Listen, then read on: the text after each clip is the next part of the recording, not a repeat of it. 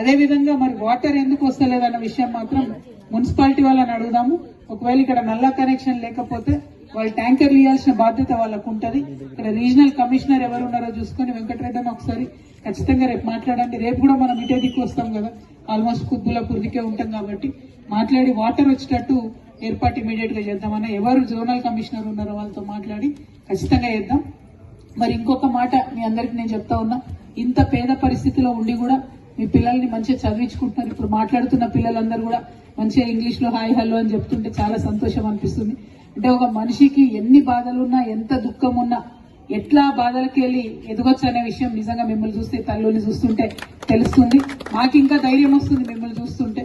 ఆ ధైర్యంతో ఇంకా మనలాంటి వాళ్లకు, మనలాంటి కష్టాలలో ఉన్న వాళ్ళ కోసం తప్పకుండా పిడికిలు బిగించి కొట్లాడతామని మీకు తెలియజేస్తూ 350 డబుల్ బెడ్రూమ్ ఇండ్లు తక్షణం ఇచ్చేటట్టుగా ఫస్ట్ పోరాటం చేస్తాం. అది ఇమీడియట్ గా ఉత్తరం రాస్తాం. అదేవిధంగా బాత్రూమ్స్ కట్టించుకుంటాం.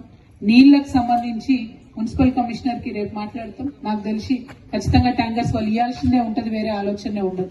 ఇక అది కాని పక్షంలో ఒక 2-3 రోజులు చూద్దాం. అది కాని పక్షంలో మరి బోర్ వేసే వసతి ఉందా ఏందా ఆలోచించి ఆ ప్రయత్నం కూడా చేద్దాం.